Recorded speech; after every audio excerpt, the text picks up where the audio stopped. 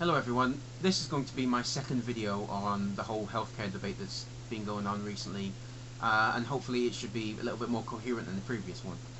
So first off, I want to talk about some of the right-wing pundits and articles in America that have been trashing other socialist healthcare systems, including the NHS here in Britain.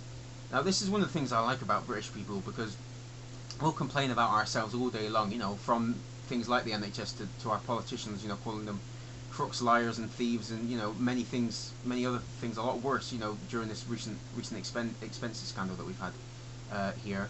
But the second that someone else says something bad about us, especially about the NHS, it's like a rallying cry. It's like, what's that?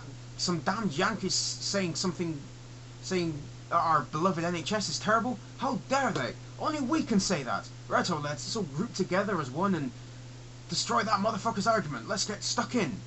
And here I am trying to contribute my own little bit of worth about this issue.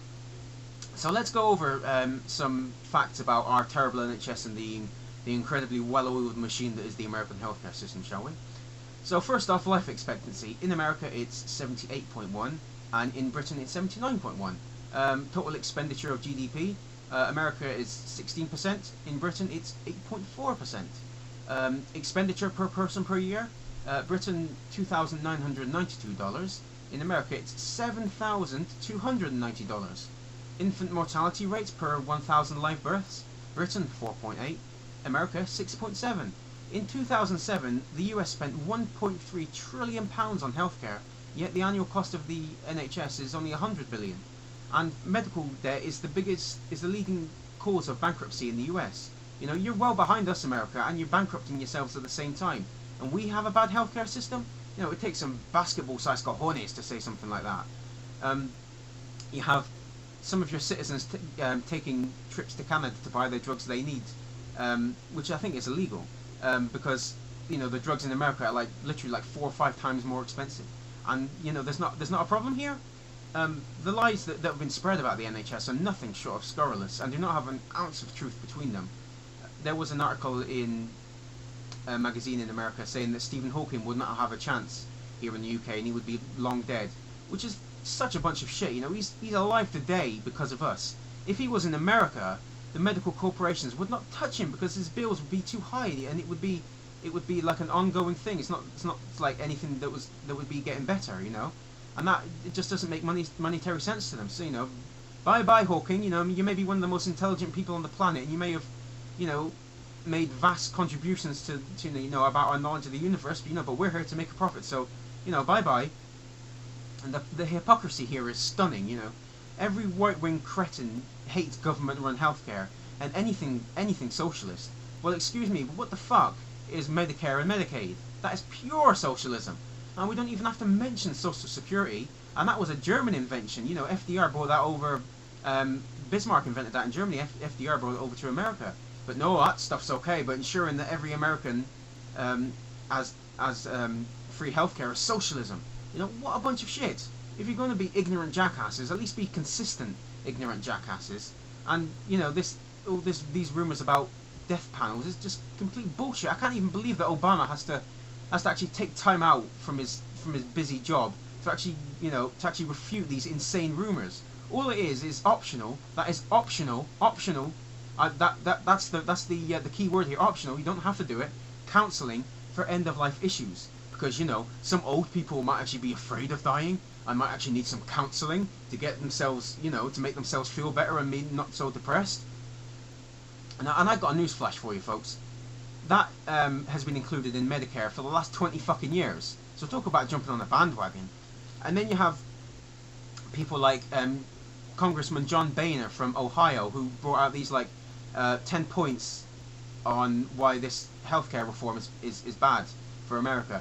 And then you find out that Blue Cross Blue Shield, which is a huge health insurance corporation, supported his campaign. I wonder why he doesn't like this healthcare bill. Stroke beer. So, and the people showing up to these town hall meetings, they have no interest in learning what healthcare reform is about. They just want to shout, be rude, and be disruptive, and engage in faux patriotic displays like saying the American national anthem or saying the Pledge of Allegiance while being actually physically intimidating people. And then you have morons like fucking Glenn Beck comparing Obama's healthcare plan to eugenics. You know, when you have people like that, you're breeding hatred and fear by lying to them. And it's not like being on the side of the people protesting is a position that they've always held. You know, let's take protesters for the Iraq War, for instance. You know, they were called un-American, fools, and Bill O'Reilly even called the left-wing zealots, you know, Nazis for shouting down, intimidating, and disrupting people. You know, I wonder if their positions have changed now that they're the ones protesting. Beard stroke. I'm not saying, you know, some of the things that the Iraq War protesters did right, but it's not right on either side, you know. But there's just amazing amounts of hypocrisy, you know. You guys, these fucking right-wing nut jobs, you guys are the un-American ones, because your opinion changes depending on whose side you're on, you know. And if that means contradicting yourself, well, you know, it's not like we're talking about intelligent people here, are we? You know, left-wing protesters are Nazis and loons, yet right-wing protesters should be heard and they're, you know, exercising their freedom of speech rights. You know, fuck you. I wonder if, you know, you don't care about America at all. You care about, what you care about is your incredibly narrow-minded, bigoted view of what you think America is, which is, you know, probably something out of Leave It to Beaver or some sort of 1950s idealistic suburban setting. You know, it's complete shit. You know, move on with the fucking times. And you know, we have plenty of choice here in Britain. You know, we have private health insurance companies like Bupa, but the NHS will always be here for anyone and everyone, even all you lovely Americans who oppose it. You know, I bet if you came over here and had an accident, you would be praying to your non-existent God that you have a system where you wouldn't have to pay anything to get any sort of treatment. Now, I'm not saying the NHS is faultless, you know, it has its problems, but then what doesn't, you know? You show me something that works 100% and I'll give you £1 million fucking quid, because you just will not find it. Now, I don't want any Americans thinking that I'm talking about all Americans here. It's a minority, you know.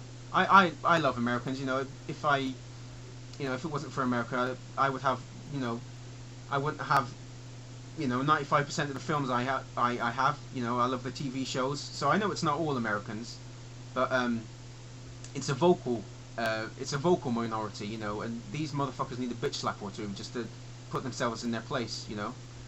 I think there's a lesson here for everyone, you know. Do not fuck with the NHS and do not fuck with Britain when you are, you know, trashing one of our most respected and one of our most respected institutions, you know. Do not mess around with it. Yeah, so that's all I gotta say. Hope you enjoyed it. Please subscribe. Please. Okay, I'll leave it now. That was just embarrassing. Cheerio.